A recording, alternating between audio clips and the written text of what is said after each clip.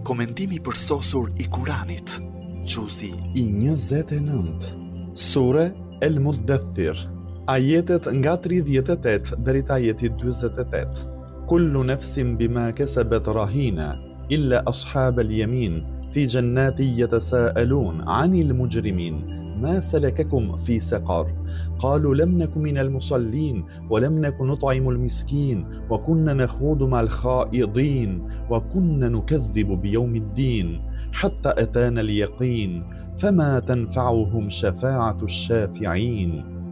Çdo njeri është peng I veprave të veta, përveç njerëzve të krahut të djathtë, të cilët në kopshtet e xhenetit pyesin njëri tjetrin për keqbërësit, çfarë ju ka sjellë në sekar? Ata do të përgjigjen: nuk ishim nga ata që falnin namaz dhe as prej atyre që I ushqenin të varfrit.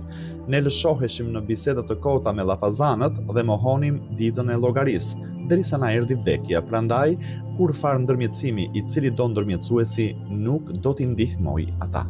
Komentimi. Ju pse jeni prej banorëve të xhehenemit?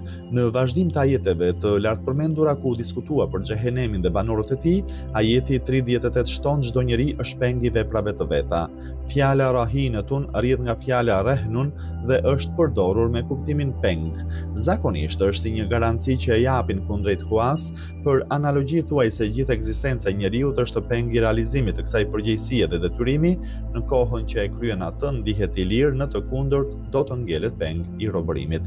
Nga disa thënie të leksikografëve nënkuptohet që njëri kuptimi I fjalës rehnun është shoqërimi dhe ndërvarja, sipas këtij sqarimi kuptimi I ajetit do të ishte të gjithë janë bashkë me veprat e tyre, qofshin të mira, qofshin të këqija.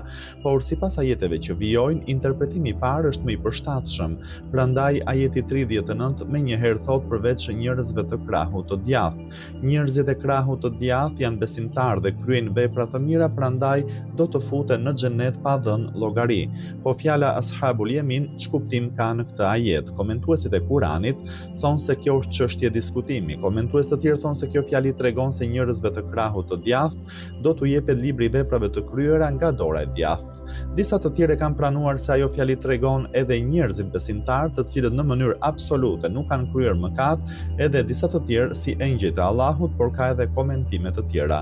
Nga ajetet e ndryshme kuranore dëshmohet se kuptimi I parë është më I pranueshëm, pra ata janë persona që besojnë në Allahun dhe kanë kryer vepra të mira, mund të kenë kryer edhe pak mëkate, ata janë në ndikimin e veprave të tyre të mira dhe në bazë të rregullit, veprat e mira I zhdukin veprat e liga. Veprat e tyre të këqija mbulohen nga veprat e mira dhe ose hyn në xhenet pa dhënë llogari, ose nëse u kërkohet të llogari, do të jetë shumë e lehtë dhe e thjeshtë. Kjo deklarohet edhe në ajetet 7-8 të surës El-Inshiqaq, e përsa I përket atij që libri I vet I jepet nga e djathta, ai do të llogaritet me një llogari të lehtë. Kurtubi, komentuesi I njohur I ehli sunnetit, në komentimin e këtij ajeti nga Imam Bakiri, paqja qoftë mbi të, transmeton: ne dhe shiat, ndjekësit tanë, jemi ashabul yamin dhe çdo kush që e kundërshton ehli bejtin është peng I veprave të veta.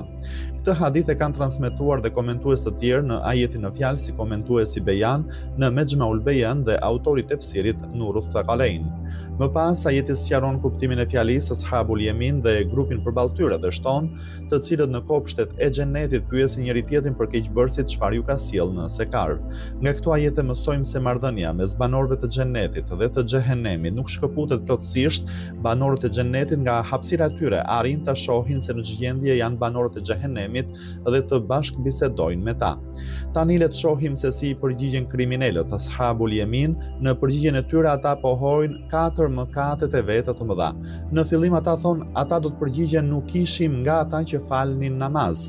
Nëse do të falnin namaz, namazi do të ishte shkak për rikujtim të Zotit dhe do t'i parandalonte nga punët e liga dhe të shëmtuara, si dhe do t'i udhëzonte në rrugën e drejtë. Së dyti as prej atyre që I ushqenin të varfrit.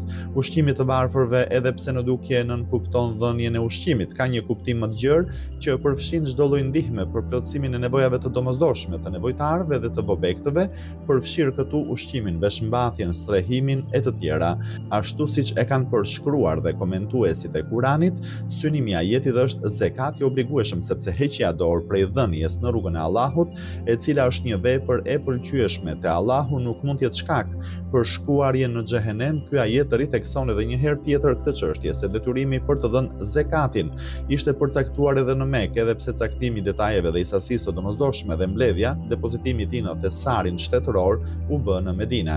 Më pas ajeti shton, ne lëshoheshim në biseda të kota me llafazanët, në çdo qoshe dhe në çdo vend ngrinim zërin kundër të vërtetës, në çdo tubim bëhej thirrje kundër rrugës së drejtë dhe ne ishim në dijeni për këtë, por prapë shoqëronim ata dhe bëheshim pjesë e asaj shoqërie dhe atyre tubimeve, vërtetonim fjalët e tyre dhe quanim të drejtë, për gënjeshtrimin dhe mohimin e tyre ndjenim kënaqësi dhe gëzim nga përqeshjet dhe talljet e tyre ndaj të vërtetës. Fjala na'khudhu rrjedh nga fjala khawdun dhe është përdorur me kuptimin e futjes në ujë dhe lëvizjes në të. Më pas është përdorur dhe në kuptimin e futjes në dhe. Në Kuranin famlar zakonisht përdoret në kuptimin e hyrjes në çështje të gabuara dhe pa themel. Tok fjalëshi zhytje në gabim ka një kuptim dhe domethënie të gjerë, ai nënkupton edhe hyrjen në tubimet e individëve, të cilët i përqeshin ajetet e Allahut edhe ata që bëjnë thirrje kundër tij, ose bëjnë përhapje në risive në fe, ose tallen në mënyrë të neveritshme, ose mburren me mëkatet që kanë kryer dhe ndihen krenar apo ndjejnë kënaqësi gjatë tregimeve të tyre.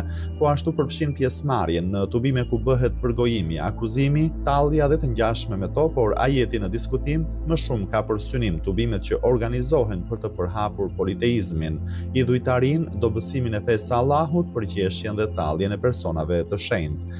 Më pas ajetet 46-47 shtojnë dhe mohonim ditën e llogarisë, derisa na erdhi vdekja.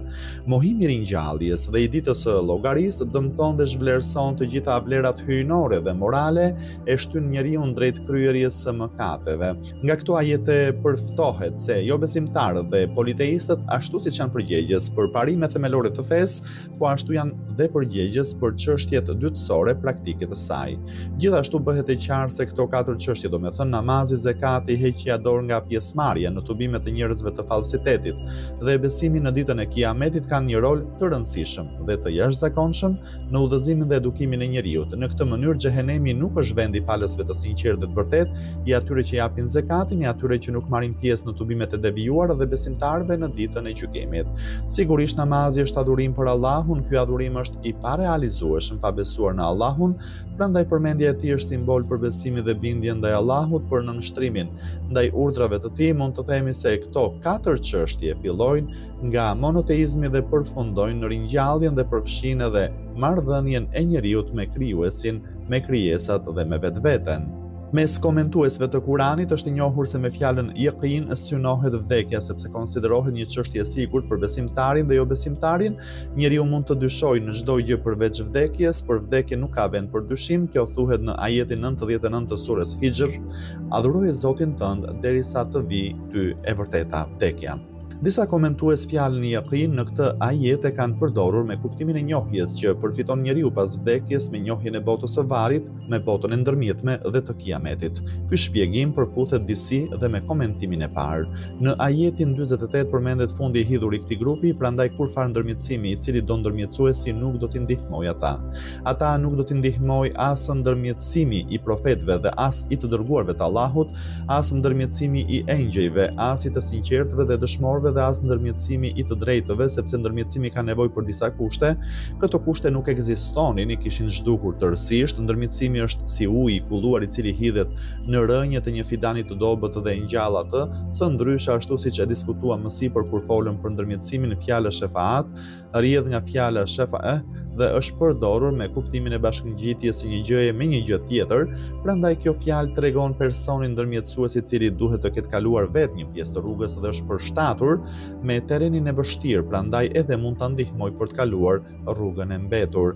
Ajeti në fjalë thekson edhe një herë tjetër çështjen e ndërmjetësimit, zgjerimin dhe shumëllojshmërinë e ndërmjetësuesve përpara Allahut, si dhe është një përgjigje e fortë për ata që mohojnë ndërmjetësimin.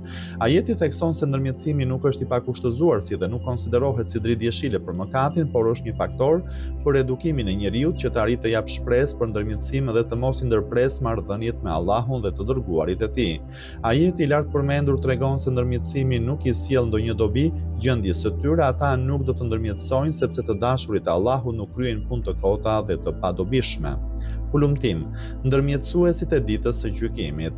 Nga ajetet që po diskutojmë si dhe nga disa ajetet të tjera të Kuranit përftohet se ndërmjetësuesit në ditën e gjykimit janë disa llojesh.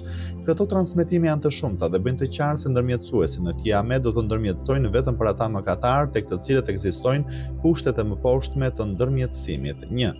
Ndërmjetësuesi i parë është profeti Muhammed, paqja e bekimi i Allahut qoftë mbi të dhe mbi familjen e tij. Për këtë në një hadith thuhet se profeti Muhammed, paqja e bekimi i Allahut qoftë mbi të dhe mbi familjen e tij, ka deklaruar: "Unë jam ndërmjetësuesi i parë në Kiamet." 2. Të gjithë profetët janë ndërmjetësues të ditës së gjykimit. Në një hadith tjetër të transmetuar po nga profeti Muhammed, paqja e bekimi i Allahut qoftë mbi të dhe mbi familjen e tij, thuhet: "Profetët do të ndërmjetësojnë për të gjithë ata që me sinqeritet dëshmojnë se nuk ka hyjni tjetër përveç Zotit dhe do t'i nxjerrin nga xhehenemi." 3. Edhe engjëjt janë ndërmjetësues të ditës së gjykimit. Këtë e ka transmetuar vetë profeti Muhammed, paqja e bekimi i Allahut qoftë mbi të dhe mbi familjen e tij. Ai thotë: "Atë ditë engjëjve të dërguarve dhe dëshmorëve do t'u jepet leja për të ndërmjetësuar." 4 dhe 5. Imamët e pamëkatshëm dhe shijat e tyre do të ndërmjetësojnë. Këtë e ka transmetuar vetë Imam Aliu, paqja qoftë mbi të. Ai ka thënë: "Ne do të ndërmjetësojmë dhe gjithashtu miqtë tanë do të jenë në pozitën e ndërmjetësimit." 6-7. Dietarët, shkencëtarët dhe dëshmorët e rënë në rrugën e Allahut do të ndërmjetësojnë atë ditë. Këtë e ka thënë profeti Muhammed, paqja e bekimi i Allahut qoftë mbi të dhe mbi familjen e tij. Në ditën e gjykimit, në fillim do të ndërmjetësojnë profetët, më pas dietarët dhe pas tyre dëshmorët. Në një hadith tjetër, profeti Muhammed, paqja e bekimi i Allahut qoftë mbi të dhe mbi familjen e tij, ka thënë: "Ndërmjetësimi i dëshmorit pranohet për rreth 70 persona të fisit dhe familjes së vet." Në hadithin tjetër që e ka transmetuar Indiri Alame Mejlisi, në Biharul Anwar thuhet: "Ndërmjetësimi i tyre pranohet për 70.000 persona." Qoftë numri 70, qoftë numri 70.000 tregon shumësinë dhe për këtë nuk ka ndonjë kontradikt në transmetime. 8. Edhe Kurani do të ndërmjetësojë në ditën e gjykimit. Këtë e ka thënë dhe Imam Aliu, paqja qoftë mbi të, në Nehjul Balagha për atë që Kurani ndërmjetëson në ditën e gjykimit, ndërmjetësimi i tij për atë person do të pranohet. 9. Për ata që e kanë kaluar gjithë jetën në rrugën e Islamit, lexojmë se profeti Muhammed, paqja e bekimi i Allahut qoftë mbi të dhe mbi familjen e tij, ka thënë: "Në kohën që njeriu arrin në moshën 90 vjeçare dhe ka ecur në rrugën e besimit, Zoti do t'ia falë mëkatet e kaluara dhe të ardhmet dhe ndërmjetësimi i tij ndaj familjes së vet do të pranohet." 10. Edhe adhurimi do të ndërmjetësoj. Këtë e ka thënë në një hadith profeti Muhammed, paqja e bekimi i Allahut qoftë mbi të dhe mbi familjen e tij. Agjërimi dhe Kurani do të ndërmjetësojnë për njeriu në ditën e Kiametit. 11. Nga disa transmetime thuhet se edhe veprat e mira do të ndërmjetësojnë për njeriu në ditën e gjykimit. 12.